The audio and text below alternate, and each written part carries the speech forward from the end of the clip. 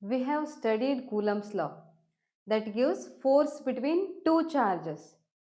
But in reality, there will be not only two charges, there will be many charges. Then how to find force? Force on a charge.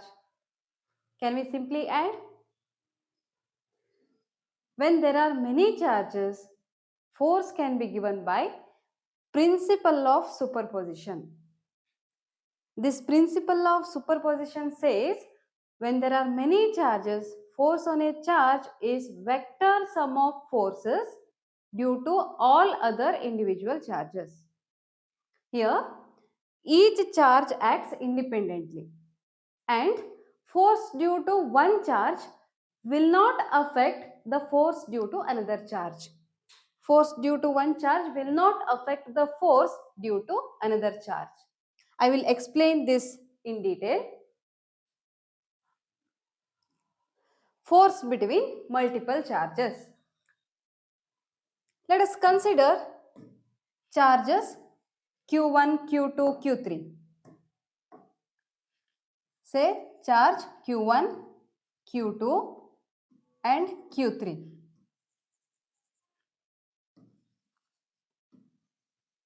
More than two charges.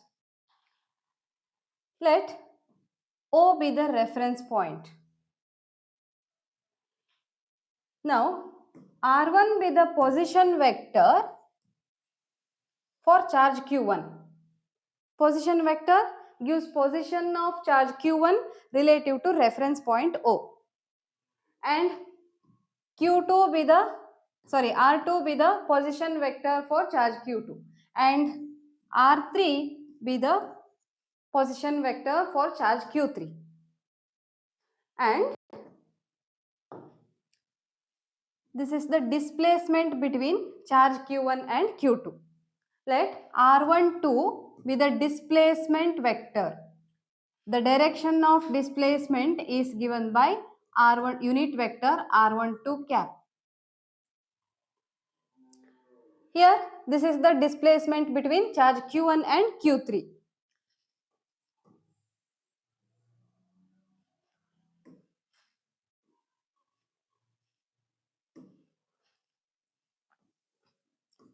Say this displacement as R13 and direction of displacement R13 is given by R13 cap.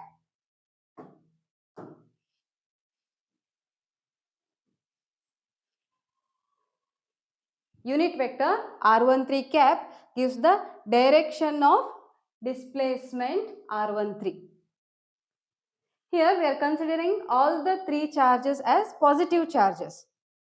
So, for charge Q1, what will be the force due to charge Q2? Now consider charge Q1, force on charge Q1 due to charge Q2. We know these two charges interact and force on charge Q1 can be given by Coulomb's law. Now the direction of force on charge Q1 due to Q2 is along this direction. Why? Because positive charges, both are positive charges, they will repel each other. Hence the direction of force is along this direction. The force is force on charge Q1 due to charge Q2. Again, Q1 experiences force due to charge Q3. What will be the direction? Because of same like charges, the direction is along this direction, that is force on charge Q1 due to charge Q3. Now it is like a parallelogram. The resultant is given by, according to parallelogram law of vector addition, the resultant is given by the diagonal of the parallelogram. Here the diagonal of the parallelogram gives the direction of the resultant. This is the direction of resultant force of charge Q1.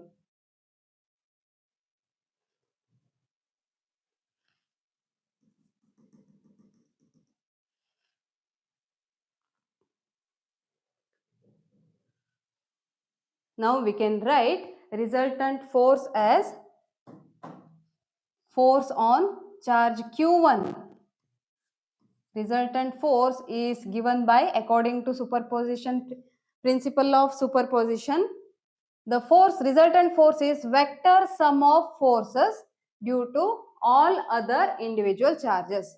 That is, force on charge Q1 due to charge Q2 and force on charge Q1 due to charge Q3. Here there are only 3 charges. Suppose there are n number of charges, then what will be the resultant force on charge Q1? If there are n number of charges,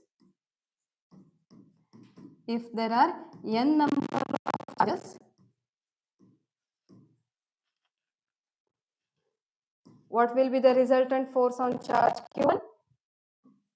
Resultant force on charge Q1 will be force on charge Q1 due to charge Q2.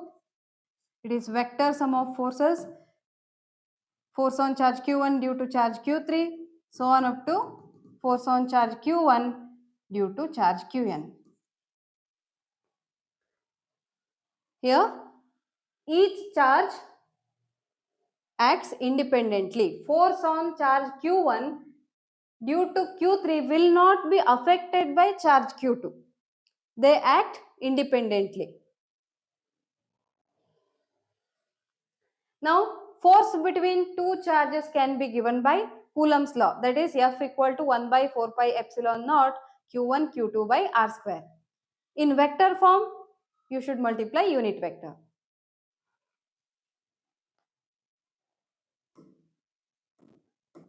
We know that Coulomb's law, F equal to 1 by 4 pi epsilon naught Q1 Q2 by R12 square into R12 cap. Coulomb's law in vector form. Therefore, resultant force on charge Q1, therefore resultant force on charge Q1 equal to, take 1 by 4 pi epsilon naught outside, that is common for all the forces, 4 pi epsilon naught. Here Q1 Q2 by R12 square into R12 cap. Correct?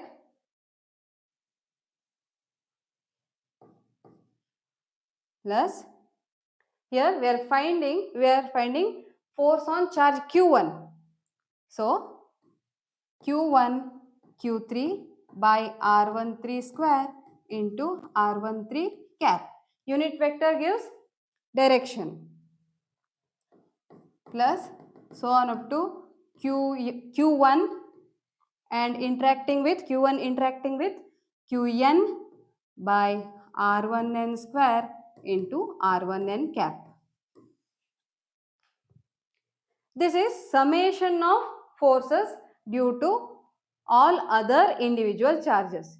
It is summation of forces. So we can write the final expression like this. Therefore, resultant force on charge Q1 equal to 1 by 4 pi epsilon naught.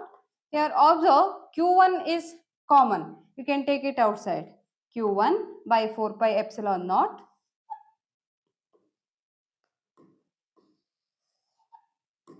summation I equal to 2 to n Qi by R1I square into R1I cap. This is the final expression for resultant force on charge Q1 due to n number of charges.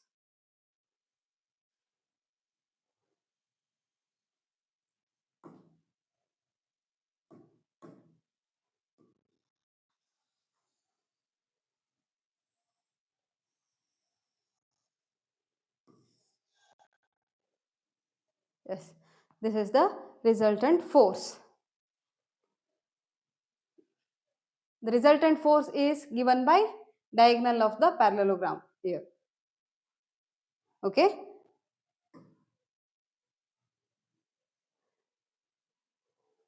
Now consider two charges. Say Q. Consider two charges, say Q and Q naught. When there are two charges, they will interact each other. We can find force between two charges using Coulomb's law. We know that. If I remove charge Q naught, what will be there? If there is nothing, how charge Q naught experiences force due to charge Q? Here charge Q exerts force on Q naught and Q naught exerts force on Q. But if I remove Q naught, what will be there? How this Q naught experiences force without any contact or without any induction, how it experiences force? This question introduced the concept of electric field. Electric field is a region around the charge in which another charge experiences force. Electric field can be defined as force experienced by unit positive test charge. Mathematically, we can represent electric field as force by Q naught. Here F is force, Q naught is magnitude of test charge. Here we consider Q as source charge and Q naught as test charge. And one important thing is, test charge must be very small compared to source charge. Why? Because electric field due to test charge should not disturb the source charge. So we consider very small test charge. And as a standard, we take unit positive test charge. Here electric field is a vector quantity. Direction of electric field is depending on direction of force experienced by unit positive test charge. SI unit of electric field is Newton per Coulomb. There is one more unit, that is volt per meter. And what is the dimension of electric field? The dimension of force is mLT raised to minus 2. And dimension of charge is nothing but current into time. The dimension of current, A, into time. Now what will be the dimension? mLT raised to minus 3, A raised to minus 1. This is the dimension of electric field that is written here. Next comes electric field due to point charge. Let us study that. Yes, electric field due to a point charge, that is single charge. Suppose there are two charges Q and Q naught. Here Q is a source charge and Q naught is test charge. They are separated by distance R.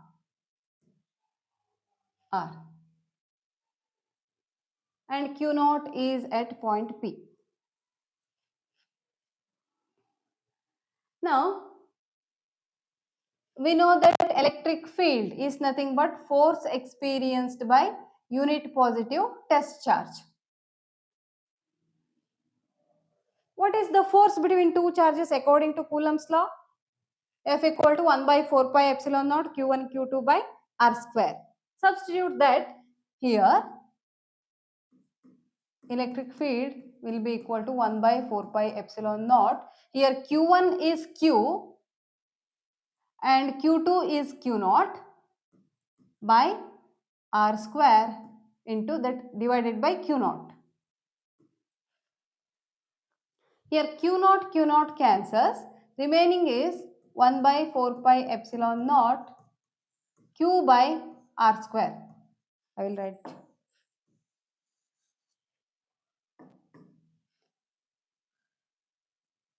I will write it here. 1 by 4 pi epsilon naught Q by R square.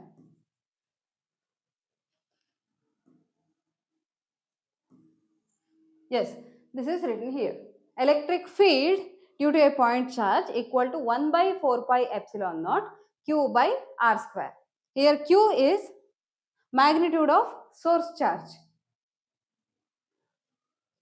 And okay, E equal to 1 by 4 pi epsilon q by r square. Electric field varies inversely as square of the distance. Distance between source charge and test charge. Direction is radially outward for positive charge. For a positive charge, point charge, what will be the direction of electric field? It is radially outward. If we imagine space around the charge as spherical, it is the direction is radially outward. For negative charge, the direction of electric field is radially inward. You can observe here, radially outward. For negative charge, it is radially inward. And follows inverse square law. Electric field varies inversely as square of the distance.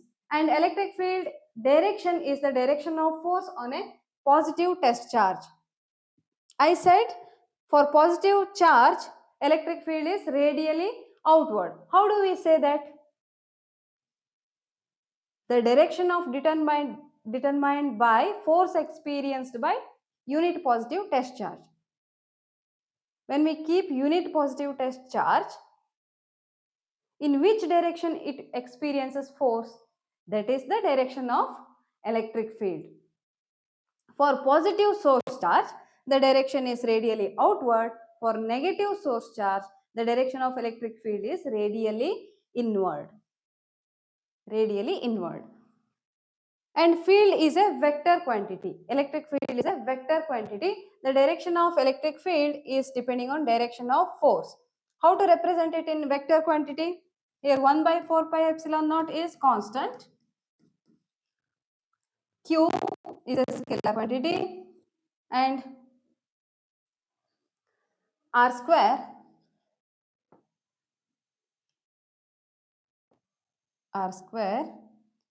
when we multiply unit vector r cap, it will give the direction. Here direction means direction from charge to point P. That is the direction. Unit vector gives purely direction. Here is the comparison between electric field and electric force. Electric field is a property of space. It is region around the charge and it is independent of test charge. Without test charge also there exists electric field. But electric force, it is interaction between two charges. There must be two charges. It depends on charges. Okay, electric field due to a system of charges. We have studied electric field due to a point charge, that is 1 by 4 pi epsilon naught q by r square. But in reality, there will not be just one charge, there will be many charges. As we have studied force between multiple charges, it is same thing, but electric field. Let us find that when there are number of charges, what will be the resultant electric field at point P? Let us consider charge Q1, Q2, Q3. All the charges are positive charges. Where do you want electric field? At point P, somewhere here. At different points, electric field will be, resultant electric field will be different. Now let us consider electric field at point P.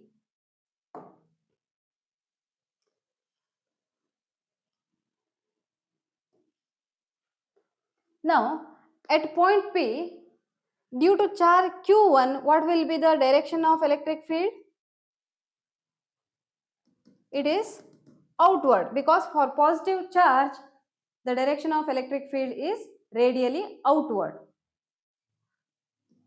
For charge Q2, that is also outward. This is the direction of electric field at point P due to charge Q1. This is electric field at point P due to charge Q2. And this is the direction of electric field due to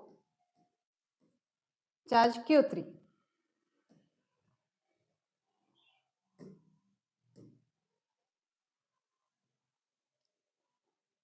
Now, consider these two vectors. The resultant, it is like a parallelogram. The resultant is given by diagonal of the parallelogram. This is the resultant vector E1P.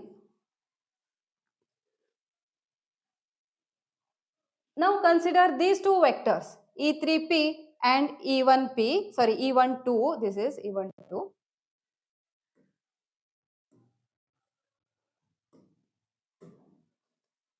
This is the resultant vector of E1P and E2P. Next, to find resultant electric field, consider this vector and this resultant vector. Resultant of these two will give the final resultant, the direction of final resultant of electric field.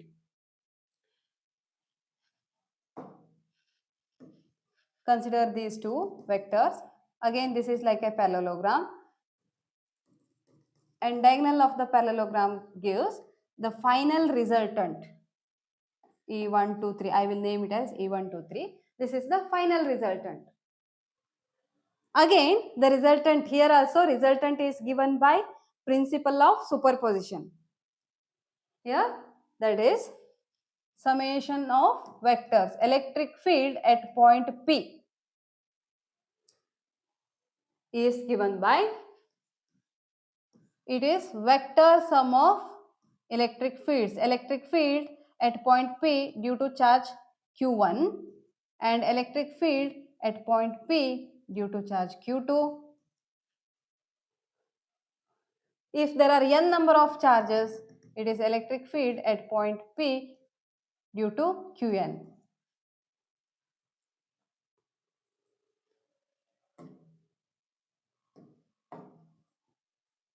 We know that electric field is given by 1 by 4 pi epsilon naught Q by R square. Substitute that, you will get the resultant.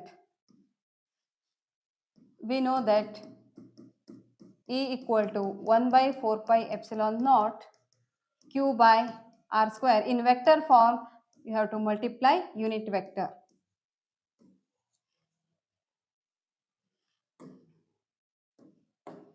Therefore, resultant electric field at point P equal to, here 1 by 4 pi epsilon naught is common to all, take it outside, remaining is Q1 electric field at point P due to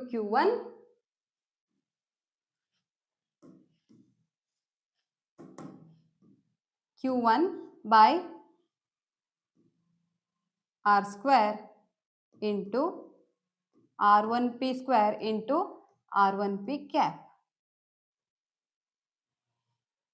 plus Q2 by R2P square into R2P cap plus so on up to, for n number of charges, it is Qn by RNP cap, RNP square into RNP cap.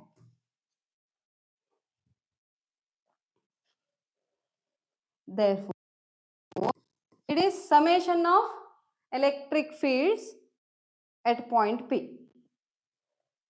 Therefore, resultant electric field at point P equal to 1.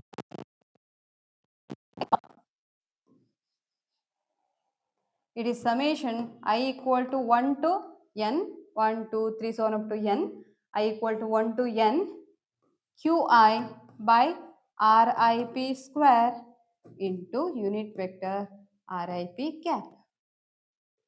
Unit vector gives the direction from charge to point P, the direction of electric field from charge to point P.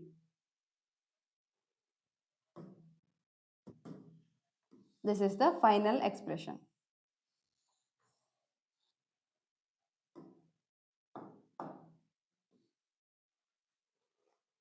When there are n number of charges for system of charges, the resultant electric field is 1 by 4 pi epsilon naught into summation I equal to 1 to n qi by rip square into rip cap.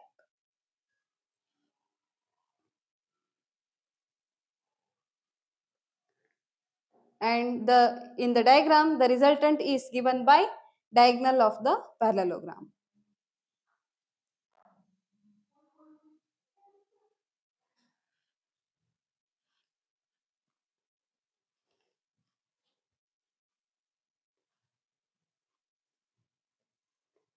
Next is physical significance of electric field.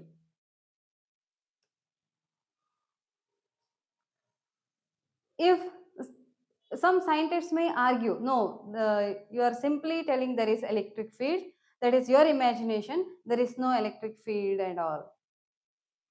But one cannot argue like that because of these physical significances. What is that? The concept of electric field tells us about the environment around the charge. Electric field tells us about the space around the charge, and also it helps us to analyze the force experienced by unit positive test charge. And the next point is electric field is independent of test charge. Without any test charge also there exists electric field. And next point is electric field may vary from point to point and is a vector quantity. Electric field is a vector quantity. It has direction. And also it varies from one point to another point. So we should agree with the concept of electric field. But it observes very simple physical significance. But when we go beyond electrostatics, it shows its real physical significance. In electromagnetic theory, the next point is the true physical significance of the concept of electric field emerges only when we go beyond electrostatics and deal with time dependent electromagnetic phenomena. In electromagnetic theory, it shows its real physical significance. I will give you comparison in electrostatics and electromagnetic theory, then you can clearly understand the physical significance of electric field. In electrostatics, electric field is produced due to charges at rest. In electrostatics, charges are at rest. But in electromagnetic theory, charges are moving. Charges are moving. They are accelerating. In electrostatics, electric field are produced by stationary charges. In electromagnetic theory, it is produced by moving charges, or varying magnetic field also produces electric field. Electric field in electrostatics is a time independent. Time independent. That means at point P, when we place test charge, at the same time it experiences force. But in electromagnetic theory, electric field is time varying. Now consider the situation. Imagine a situation. There are two ships. One starts accelerating. At time t equal to 0, ship 1 starts accelerating and ship 2 is at rest.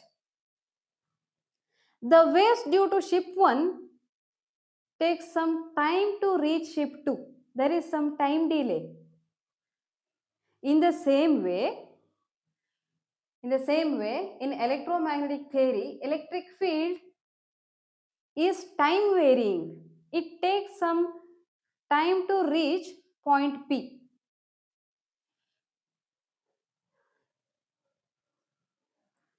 In electrostatics, electric field is just a mathematical tool.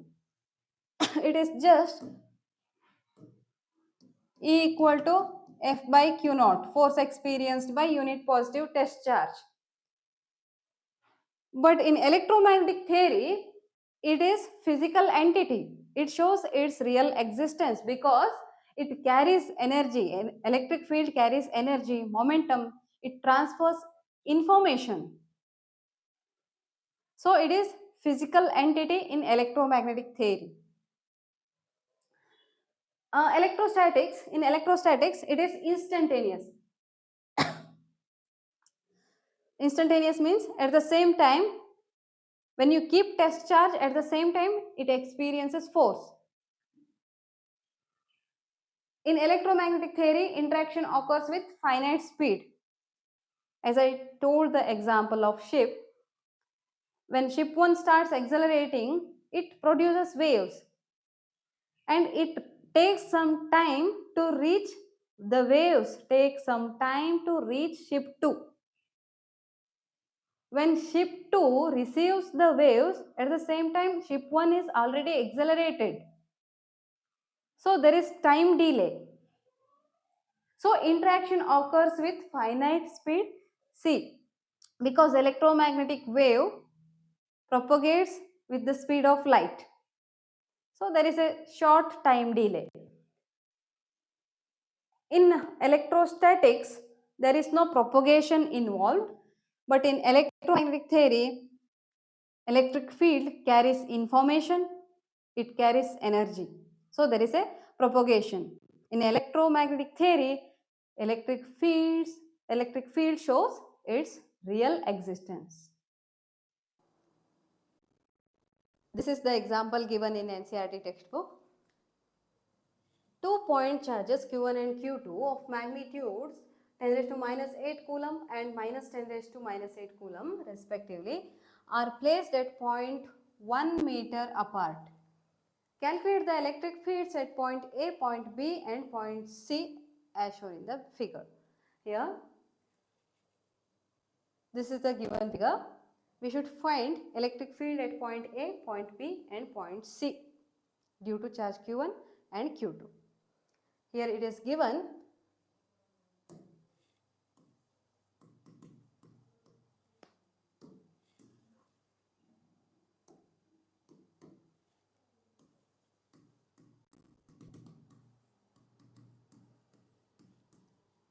charge Q1 equal to 10 raised to minus 8 coulomb and charge Q2 equal to minus 10 raised to minus 8 coulomb. First, let us find electric field at point A due to charge Q1.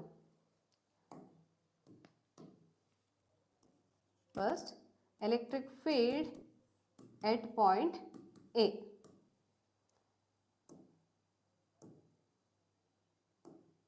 Due to charge Q1.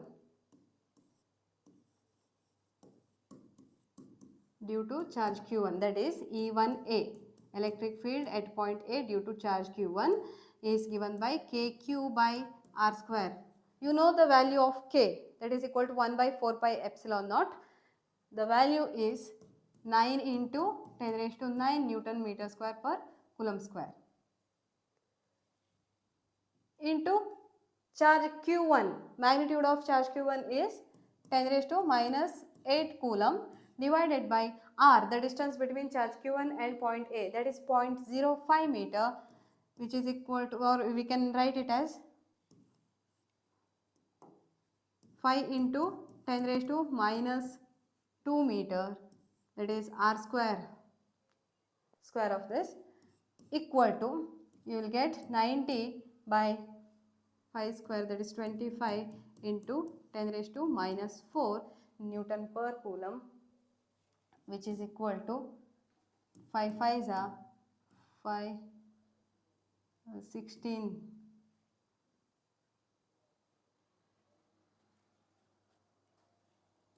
18. You will get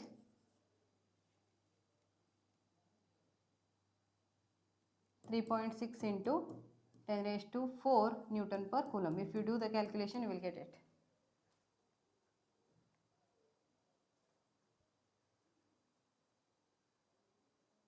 Correct? Similarly, electric field at point A due to charge Q2. Before that, this is magnitude of electric field at point A due to charge Q1. But what is the direction? Q1 is a positive charge. For positive charge, electric field is radially outward. So it is for positive charge, the direction it is away from charge Q1. So it is towards point A.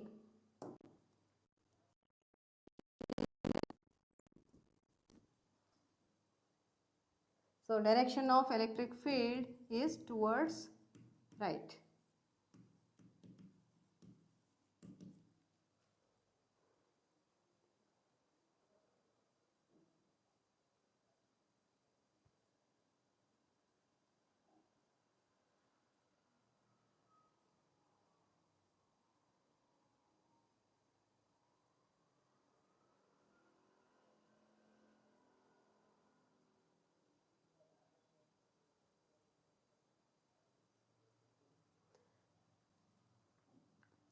Similarly, electric field at point A due to charge Q2.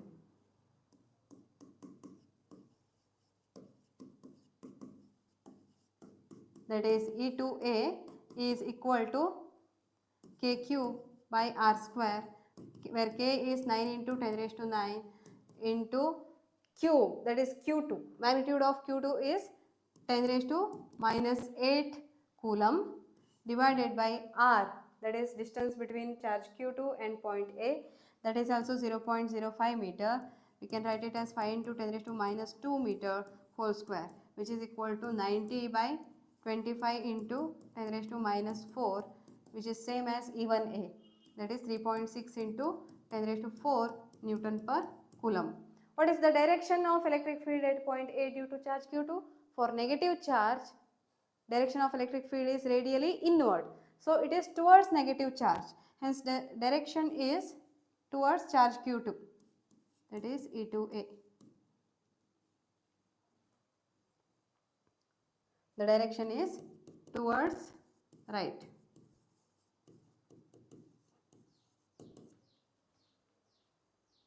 Now you should find resultant electric field at point A due to charge Q1 and Q2.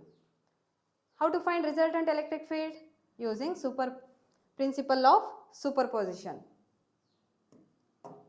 What principle of superposition says? Resultant electric field at point A is vector sum of electric fields due to charge Q1 at point A due to charge Q2 at point A. It is summation of magnitude. What about the direction? They act along same direction. Hence you can add the magnitudes. That is 3.6 into 10 raised to 4 Newton per Coulomb plus 3.6 into 10 raised to 4 Newton per Coulomb, which is equal to 7.2 into 10 raised to 4 Newton per Coulomb. This is the resultant magnitude of electric field at point A.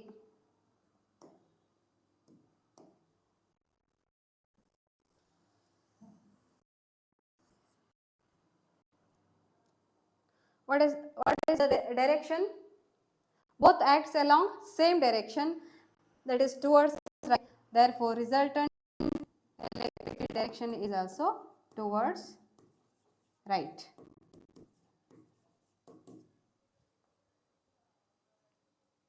This is electric field at point A due to charge Q1 and Q2. Similarly, you should find electric field at point B due to charge Q1 and Q2.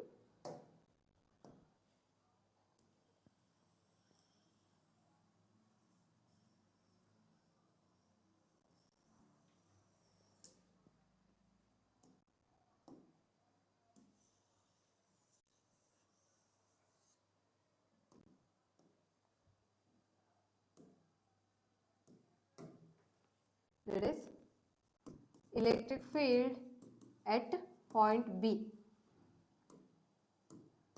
due to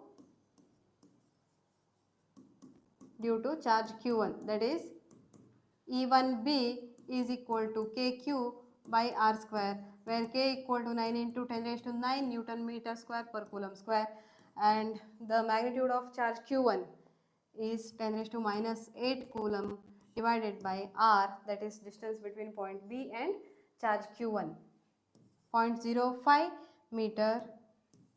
We can write it as 5 into 10 raised to minus 2 meter, minus 2 whole square, which is equal to 90 by 25 into 10 raised to minus 4. You will get the value as 3.6 into 10 raised to 4 Newton per coulomb.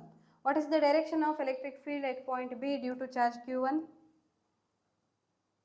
For positive charge, direction of electric field is radially outward. So it is outward, that is away from the charge Q1. This is the direction of electric field at point B due to charge Q1.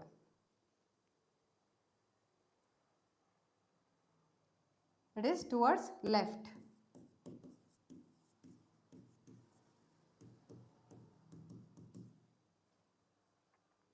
Similarly, electric field at point B due to charge Q2,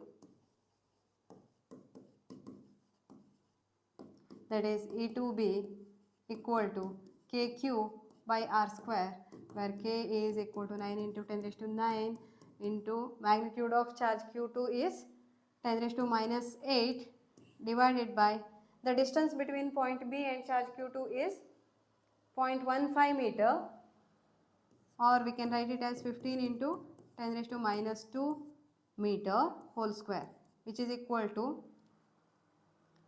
90 by 225 into 10 raised to minus 4. 15 15 is 15, 6 is, which is equal to 4 into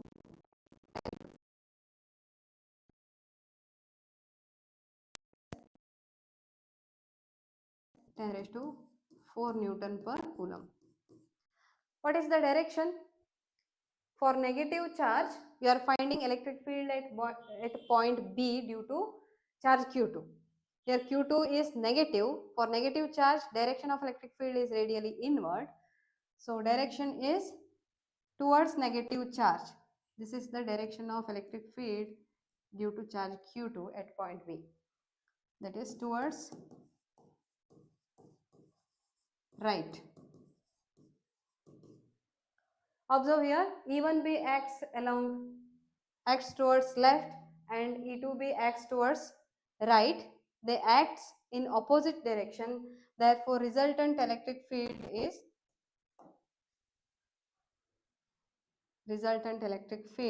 at point B is vector sum of electric fields at point B due to charge Q1, electric field at point B due to charge Q2. Here they act in opposite direction, hence you should subtract the magnitude.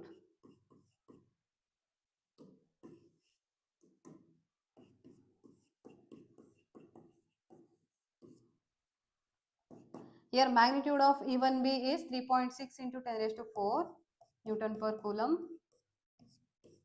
minus E2B is 0.4 into 10 raised to 4 Newton per coulomb. The value is 3.2 into 10 raised to 4 Newton per coulomb. This is the resultant electric field at point B. What is the direction? Direction follows higher magnitude. Here which is having higher magnitude? E1B. That is direction is towards left. Resultant electric field is towards left.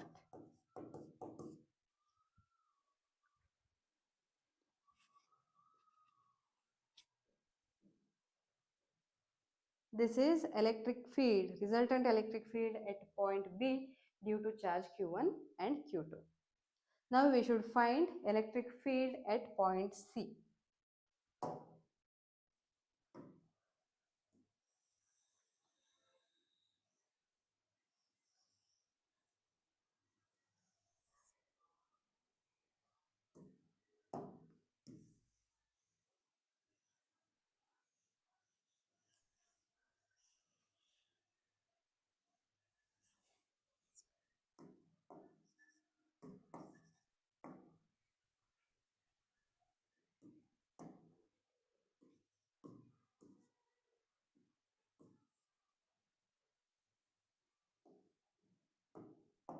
Electric field at point C due to charge Q1. That is E1C equal to KQ by R square, K equal to 9 into 10 raised to 9 Newton meter square per coulomb square. Q magnitude of charge Q1 is 10 raised to minus 8 coulomb. The distance between point C charge Q1 is 0.1 meter. That is 10 into 10 raised to minus 2 meter whole square, which is equal to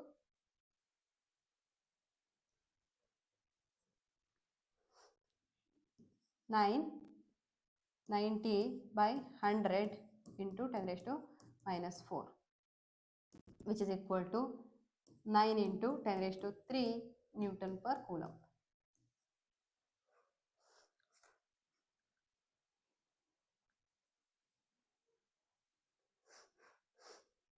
What is the direction? Direction of electric field at point C.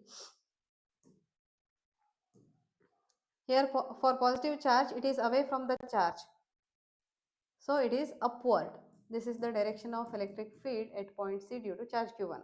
Because for positive charge, it is away from the charge, outward.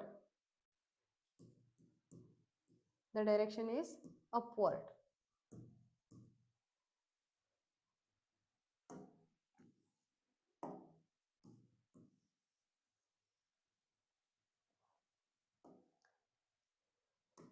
Similarly, electric field at point C due to charge Q2, that is E2C equal to KQ by R square, where K is 9 into 10 raised to 9 and magnitude of charge Q2 is 10 raised to minus 8 coulomb divided by distance between charge Q2 and point C is 0.1 meter. 10 into 10 raised to minus 2 meter whole square, which is equal to, I will write it directly because magnitude is same, 9 into 10 raised to 3 Newton per coulomb. What is the direction? For negative charge, it is towards the charge, it is inward. So direction is downward here. This is the direction of electric field at point C due to charge Q2. That is downward.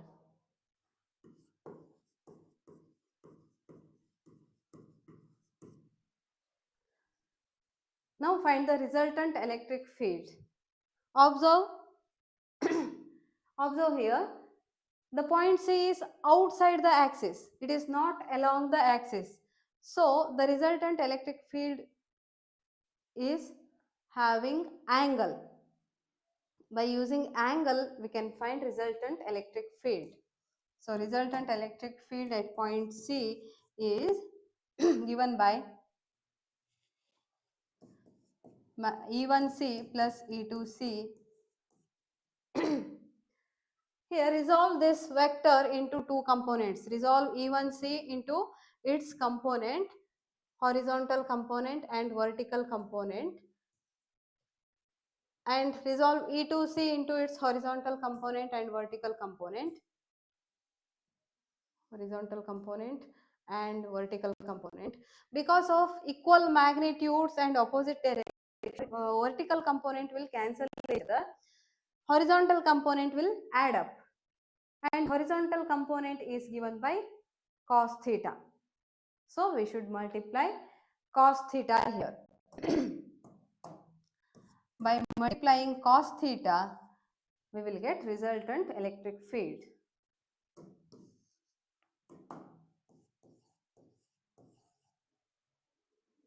What is cos theta? This is angle theta. This is angle theta. Cos theta is given by adjacent by hypotenuse. Here adjacent is 0.05 meter and hypotenuse is 0.1 meter, which is equal to 1 by 2. Cos theta equal to 1 by 2.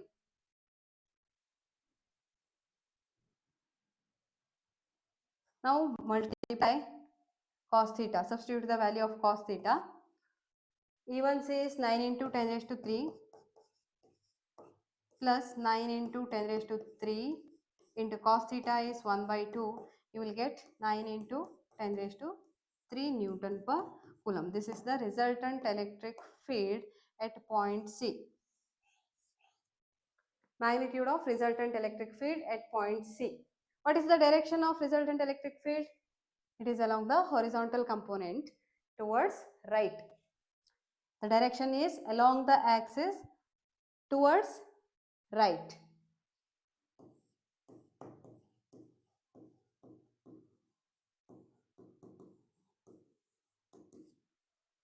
This is how we should find resultant electric field for a point which is not along the axis.